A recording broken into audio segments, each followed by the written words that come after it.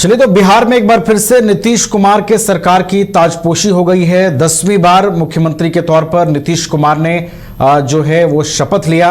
एक भव्य कार्यक्रम पटना के गांधी मैदान में हुआ, जिसमें पहली बार देश के प्रधानमंत्री नरेंद्र मोदी भी शपथ ग्रहण में शामिल हुए। इसके अलावा 11 बीजेपी शासित राज्यों के मुख्यमंत्री के अलावा रक्षा मंत्री राजनाथ सिंह, गृह मंत्री अमित शाह, स्वास्थ्य मंत्री जेपी नड्डा के अलावा कई बड़े और दिग्गज नेता शामिल हुए।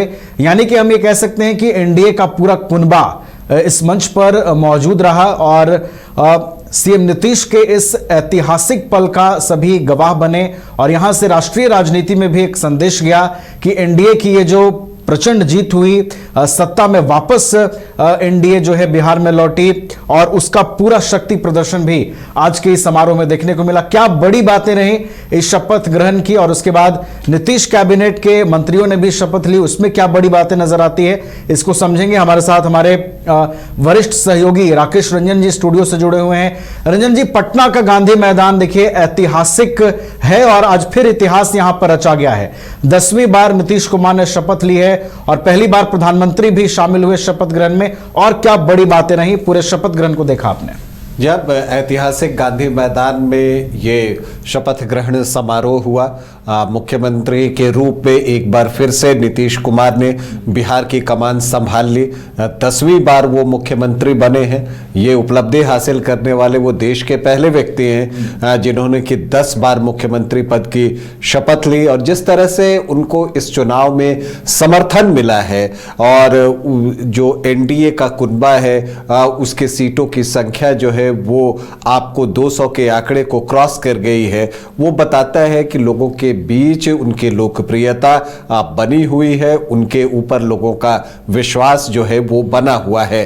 क्योंकि देखिए, जब तक अगर लोगों का विश्वास नहीं होता, 10वीं बार सीएम का पद हासिल करना यह संभव नहीं होता है। अगर आप इस मंत्रिमंडल को देखें तो अभी मुख्यमंत्री और इसके अलावा 26 मंत्रियों का शपथ हुआ है, जिसमें कि अगर आप देखें तो 2 उप मुख्यमंत्री भी बनाए गए हैं, सम्राट चौधरी और विजय कुमार सिन्हा, जो कि पूर्व में भी उप मुख्यमंत्री के रूप में कार्य कर रहे थे। उनको फिर से उसी जिम्मेदारी जो है उनको दी गई है। तो अगर आप इस मंत्रिमंडल को देखें तो एक सामंजस्य बिठाने की कोशिश हुई है। जातीय तौर पर भी पार्टी के रूप में भी जो एक फार्मूला निकला है, उसके अनुसार अगर आप देखें तो 6 विधायक पर एक मंत्री की बात अगर चल रही थी, हम सेकुलर और आरएलएम को छोड़कर, क्योंकि उनको सीटें कम मिली थी तो उनके जीते हुए सीटों की संख्या भी 6 से कम है। तो कमोबेश यही एक फार्मूला देखने को मिला। तो अगर अभी मुख्यमंत्री और 26 मंत्री के शपथ के बाद आप देखिए तो 9 जगह मुझे लगता है कि और भरे जा सकते हैं, लेकिन उसमें ज्यादातर हिस्सा जो है वो जेडीयू का होगा, क्योंकि बीजेपी से अब अधिकतम 1 या 2 मंत्री ही बनाए जाएंगे, क्योंकि 14 मंत्रियों ने बीजेपी की तरफ से आज शपथ ले लिया है। तो अगर आप 6 पर 1 का फार्मूला रखें और बीजेपी के पास 89 सीटें हैं तो वो 15 मंत्री का कोटा बनता है। तो 14 आज भर दिया गया है, तो इसका मतलब है कि 1 और सीट, अधिकतम 1 और अतिरिक्त मिल जाए तो वो अलग बात है। तो ये चीज दिखती है। इसी तरह से अगर आप देखिए एलजेपीआर की बात कीजिए, 19 विधायक उनके पास हैं, तो उस लिहाज से उनको 3 मंत्री पद मिल सकता है, लेकिन आज 2 मंत्री पद की शपथ जो है एलजेपीआर के विधायक ने ली। दोनों इत्तेफाक से दोनों का नाम संजय ही है।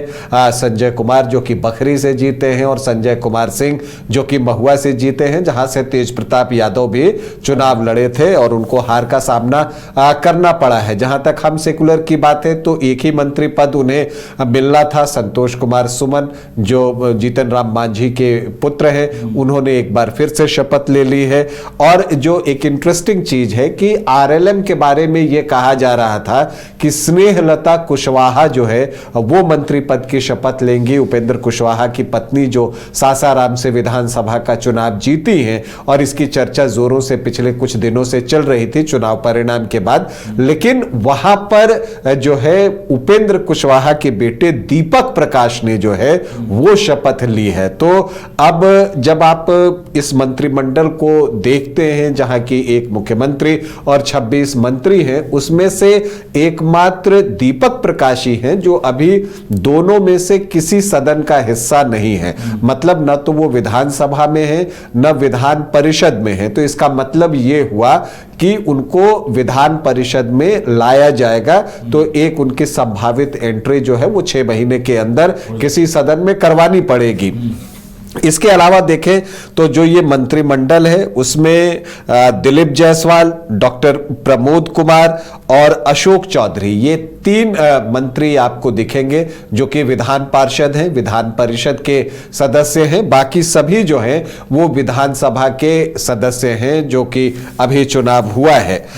जो 14 मंत्री बीजेपी ने बनाए हैं उसमें सम्राट चौधरी और विजय कुमार सिन्हा उप मुख्यमंत्री बनाए गए हैं। कुछ नए फेसेस भी हैं जिसकी चर्चा हम अभी बाद में कर लेंगे। तो हम अब देखते हैं कि जातीय समीकरण को किस तरह से साधा है नीतीश मंत्रिमंडल ने। जो समीकरण है कास्ट का, चूंकि बिहार में इस चीज का बड़ा ख्याल रखा जाता है, तो देखिए सामान्य जाति से 8 जो हैं वो मंत्री बनाए गए हैं।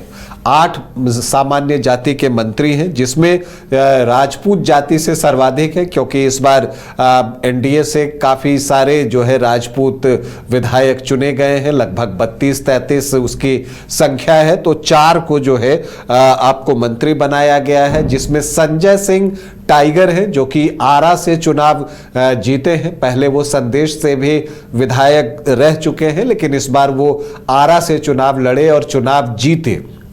तो उनको भोजपुर इलाके में आप कहिए कि एक राजपूत फेस के तौर पर प्रोजेक्ट करने की भी ये कोशिश हो सकती है।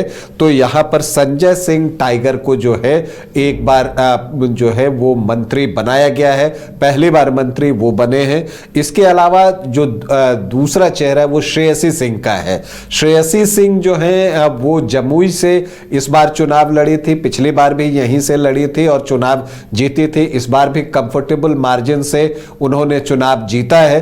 तो श्रेयसी सिंह दिग्विजय सिंह की बेटी हैं और इनके परिवार का एक रसूख अपने क्षेत्र में था ही, और इंटरनेशनल शूटर है, भारत का प्रतिनिधित्व कर चुकी हैं, कई मेडल्स इनके नाम है भारत के लिए। अभी ओलंपिक जब हुआ था 2024 में पेरिस ओलंपिक, तब भी ये भारतीय टीम का हिस्सा थी, डबल ट्रैप स्पर्धा में ये हिस्सा लेती है। इस बार भी जो है इन्होंने जीत पर निशाना लगाया और अब मंत्री पद इनको मेडल के तौर पर मिल चुका है। तो श्रेयसी सिंह राजपूत जाति से ही आती हैं। तो जो तीसरा नाम है राजपूत जाति से मंत्री का, वो लेसी सिंह बहुत विश्वसनीय है नीतीश कुमार की और विश्वसनीय सहयोगी के तौर पर लगातार काम करते रही हैं, कई बार की मंत्री हैं। धमदाहा में इस बार इनके सामने बड़ा चैलेंज था जब संतोष कुशवाहा जो पूर्व में इन्हीं के पार्टी में रहे हैं, पूर्णिया से सांसद रह चुके थे, वो इनके सामने आरजेडी के टिकट पर चुनाव लड़ रहे थे। वहां पर पप्पू यादव ने पूरी ताकत झोंक दी थी, तो लग रहा था कि इनका चुनाव फंसेगा, लेकिन ऐसा कुछ नहीं हुआ। इन्होंने 50,000 के ज्यादा मार्जिन से जो है इस बार जीत हासिल की है। जो चौथा नाम है जो कि राजपूत जाति से हैं और मंत्री बनाए गए हैं, वो महुआ के विधायक हैं संजय कुमार सिंह, वो जो है मंत्री आपको बनाए गए हैं। तो राजपूत जाति से 4 हैं। भूमिहार जाति से 2 व्यक्ति मंत्री बनाए गए हैं। एक तो उप मुख्यमंत्री विजय कुमार सिन्हा हैं जो कि लखीसराय से फिर से चुनाव जीते हैं, 5वीं बार विधायक बने हैं और फिर नीतीश कुमार के बेहद करीबी और विश्वसनीय सहयोगी रहे हैं विजय कुमार चौधरी, वो एक बार फिर से जो है मंत्री बनाए गए हैं। ब्राह्मण चेहरा अगर इस मंत्रिमंडल की बात कीजिए तो वो मंगल पांडे हैं, सिवान से इस बार उन्होंने चुनाव जीता है। अवध बिहारी चौधरी को उन्होंने शिकस्त दी है और कायस्थ से जो है नितिन नवीन एक बार फिर से मंत्री बनाए गए हैं। तो ये 8 जो हैं वो सामान्य जाति से आते हैं, राजपूत से 4, भूमिहार से 2 और ब्राह्मण और कायस्थ से 1-1। ओबीसी ईबीसी से अगर आप देखिए तो सर्वाधिक मंत्री बनाए गए हैं। दोनों को मिलाकर 12 मंत्री पद जो है ओबीसी और ईबीसी को दी गई है। देखिए वैश्य से बात कीजिए तो दिलीप जायसवाल जो कि पहले मंत्री रहे, लेकिन चुनाव से पहले उन्होंने मंत्री पद छोड़ा था और फिर वो प्रदेश अध्यक्ष की जिम्मेदारी में थे, अभी भी हैं, और उसके बाद जो है प्रदेश अध्यक्ष की जिम्मेदारी ली। चुनाव का समय था तो उन्होंने मंत्री पद से इस्तीफा दिया था, लेकिन अब एक बार फिर से चूंकि प्रदेश में उनके नेतृत्व में बीजेपी ने बेहतर प्रदर्शन किया है तो उनको मंत्री पद फिर से सौंप दिया गया है। अरुण शंकर प्रसाद ये भी जो है इस बार आपको मंत्री बनाए गए हैं। ये खजौली से चुनाव लड़ते हैं, वैश्य वर्ग से हैं और नौतन से चुनाव जीते नारायण प्रसाद भी जो है वो आपको फिर से ये पहली बार जो है वो मंत्री बनाए गए हैं। यादव समाज से 2 मंत्री पद गए हैं यादव समाज को।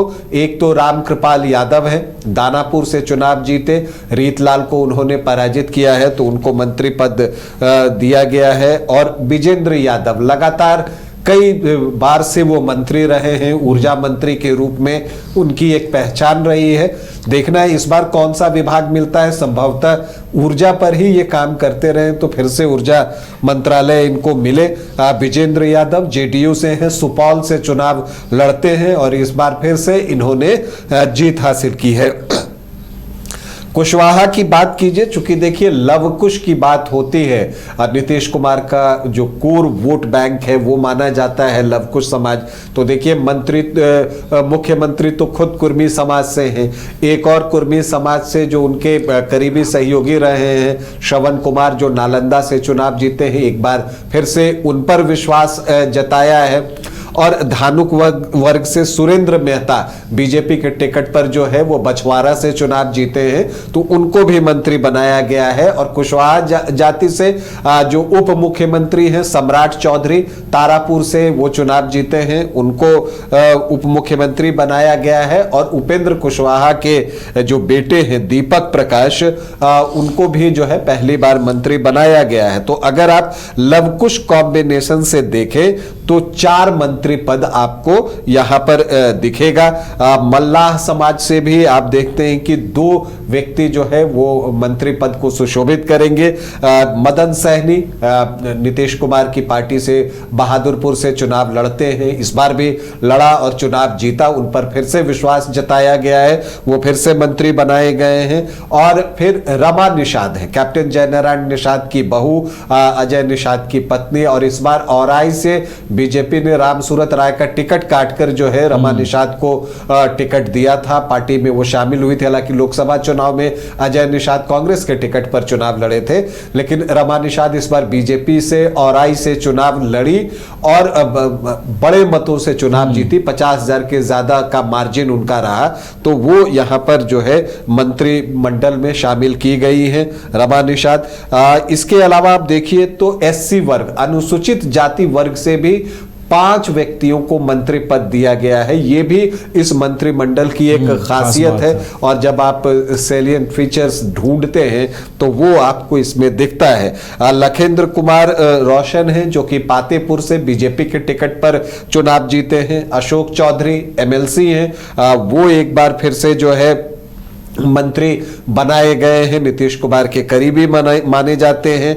इसके अलावा भोरे से जो शिक्षा मंत्री थे पहले सुनील कुमार, उनको फिर से मंत्री बनाया गया है। संतोष सुमन आपको महादलित समाज से आते हैं, जीतन राम मांझी के बेटे, वो फिर से मंत्री बनाए गए हैं। और इसके अलावा एलजेपीआर से संजय कुमार पासवान को मंत्री बनाया गया है, ये बखरी से चुनाव जीतने में सफल रहे हैं, बेगूसराय बखरी से। और फिर अगर आप देखिए तो चंद्रवंशी समाज से भी एक मंत्री पद मिला है डॉक्टर प्रमोद कुमार को, ये जहानाबाद के हैं, एमएलसी हैं, अभी विधान पार्षद हैं, तो इनको भी मंत्री पद दिया गया है।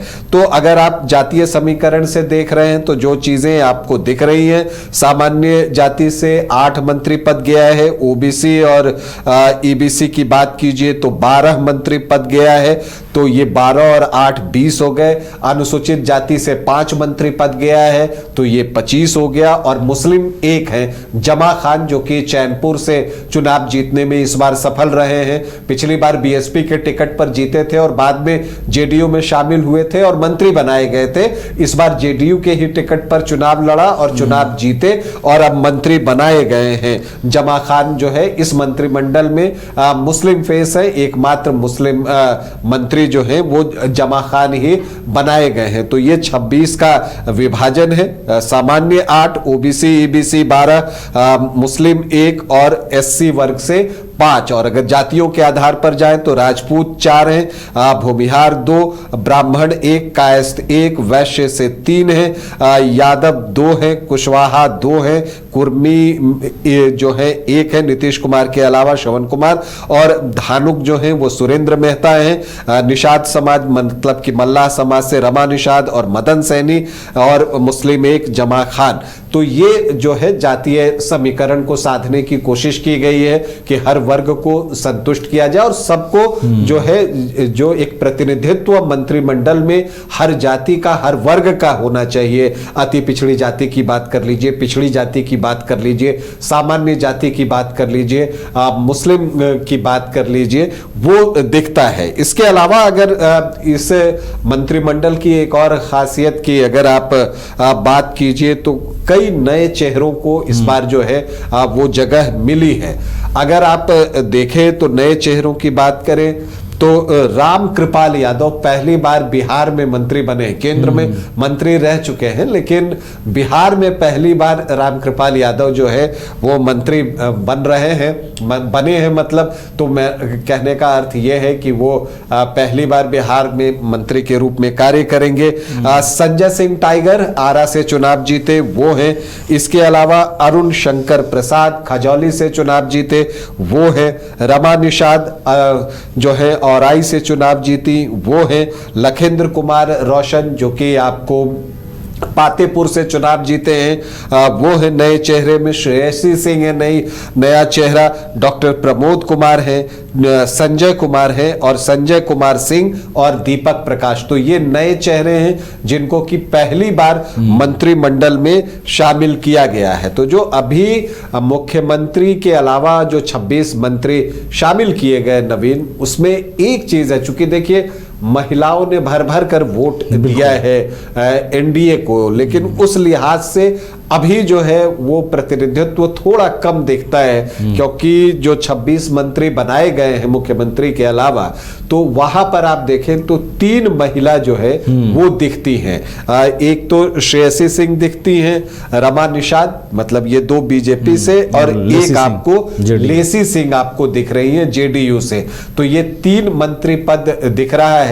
तो अगर आप इसका प्रतिशत निकालने जाएं तो ये लगभग 11.11% के आसपास आता है। तो महिलाओं ने भर भर कर वोट दिया है, तो 11% महिलाएं जो है वो मंत्रिमंडल में शामिल हुई हैं। उम्मीद है, चूंकि अभी कई जगह भरी जानी है, मुझे लगता है कि 9 जगह तो है कम से कम, तो और महिला मंत्री जो है इस मंत्रिमंडल में शामिल की जाएंगी, ऐसी उम्मीद मुझे है। क्योंकि देखिए बाकी जातियों का समीकरण तो बिल्कुल एक ढंग से साध लिया गया है मंत्रिमंडल बनाते समय, लेकिन जब आप महिलाओं की बात करते हैं तो उनका प्रतिनिधित्व मुझे अपेक्षाकृत कम दिख रहा है, और मुझे लगता है कि इसकी संख्या अभी बढ़ेगी और वो जेडीयू कोटे से बढ़ सकती है। चूंकि जैसे शीला मंडल अभी मंत्री नहीं बनी है, तो कुछ और चेहरे जो हैं वो जेडीयू के पास हैं जिनको कि मंत्री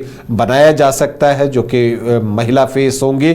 तो अब देखना है कि क्या कुछ होता है, लेकिन कुल मिलाकर आप देखें तो जो ये अभी मुख्यमंत्री और 26 मंत्रियों का ये मंत्रिमंडल बना है, उसमें एक सामंजस्य बिठाने की कोशिश की गई है। जो एक फार्मूला तैर रहा था, उसी फार्मूले को इंप्लीमेंट करते हुए देखा गया है। हाँ, लेकिन अभी जगह कुछ खाली है, और मुझे लगता है कि वो अभी कुछ वक्त के बाद भरे जाएंगे। पहले तो अभी शपथ ग्रहण होगा और सारे सदस्य जो है विधानसभा में शपथ ग्रहण करेंगे, उसके बाद ये सरकार चलेगी। और मुझे लगता है कि जब बजट सेशन आता है उससे कुछ पहले हो सकता है कि जो बाकी खाली जगह है वो भर लिया जाए। और चूंकि बीजेपी में बहुत कुछ केंद्र के स्तर पर तय होता है और गृह मंत्री अमित शाह जो है एक दिन पहले ही आ गए थे, जेपी नड्डा आ गए थे जो अध्यक्ष हैं, तो मुझे लगता है कि बीजेपी ने अपने मंत्रियों के बारे में एक गहन विचार मंथन करने के बाद ऑलमोस्ट सारे नाम दे दिए हैं। 14 नाम तो आ गए हैं, तो अब 1 या 2 बच जाएगा जिसका कि फैसला बाद में ले लिया जाएगा। हाँ, जो ज्यादा संख्या है वो मुझे लगता है कि अभी अगर आप देखें तो मुझे लग रहा है कि कम से कम 5 मंत्री पद जो है, 5 से 6 मंत्री पद जेडीयू की तरफ से भरा जा सकता है और फिर एलजेपीआर की तरफ से भी 1 मंत्री पद जो है वो भरा जाएगा। तो प्रतीक्षा करें कि उसमें और किन किन को जगह मिलेगी। चलिए, तो नीतीश कैबिनेट तैयार हो गई है। 26 मंत्रियों ने आज शपथ ली है और इसमें जातीय समीकरण का भी पूरा ध्यान रखा गया है। हालांकि अभी कई और मंत्री शपथ लेते हुए नजर आएंगे, जिसमें जेडीयू कोटे से और मंत्री शपथ ले सकते हैं, लोजपा रामविलास की पार्टी से एक और मंत्री शपथ ले सकते हैं। तो बहरहाल सभी का विधानसभा में शपथ ग्रहण होगा। विधानसभा सदस्य के तौर पर वो शपथ लेंगे और उसके बाद ये नीतीश की नई कैबिनेट अब बिहार में काम करेगी। बहुत बहुत आपका शुक्रिया राकेश रंजन जी, हमारे साथ जुड़ने के लिए, तमाम जानकारियां देने के लिए।